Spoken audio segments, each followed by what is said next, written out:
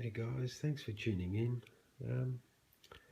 I just want to show you in this video, you know, with two chains.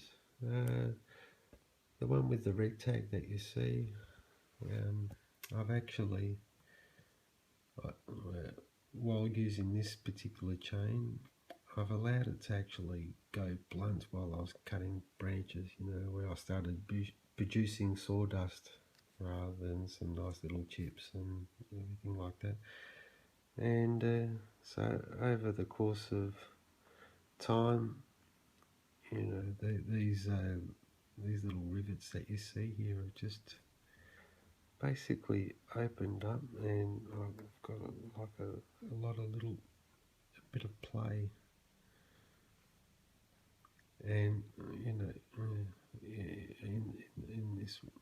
these rivets here, and with this chain here, which is over here, it's sitting on top. So I'm just sort of show you another demonstration, and I just sort of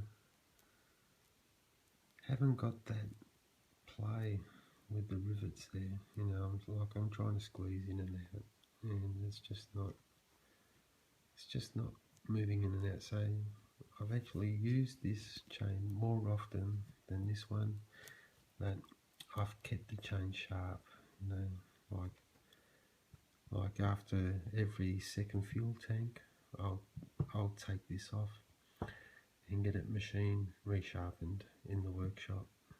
And where with this one, I just basically allowed it to go so blunt, unfortunately. And I'll show you another little demonstration here where I'll just put the drive links over on this side directly on top of each other, and there, I think I've got it. So that chain's not sitting perfectly on top. I want another further down the line. So I'm just sort of readjusting. I'll try again. We just got to lift it up.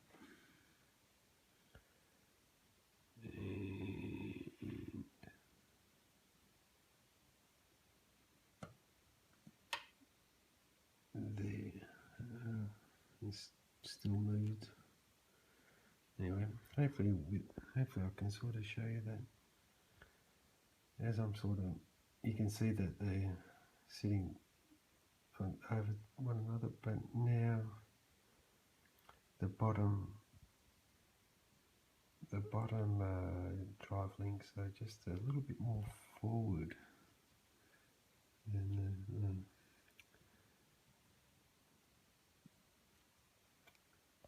and I'll just readjust it. I'll start again. I'll go back over here. And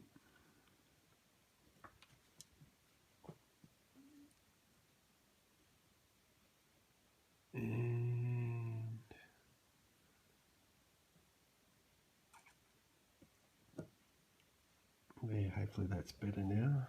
So I've got the drive links here. They're directly over one another. And then as I'm moving along the chain, see the bottom one, they're a little bit more forward than the top one, and then it just becomes so prevalent, and that's where you don't want that to happen. Like you can actually start doing some serious damage to the sprocket, which I have done. In my first year of ownership, I was just sort of a bit reckless and careless in using the chainsaw. I just allowed it to go blunt, and then I ended up having to change the sprocket, unfortunately. hopefully this has been of some assistance to any of you guys that are watching this, and and hopefully I'll see you in another video. Okay, cheers, bye.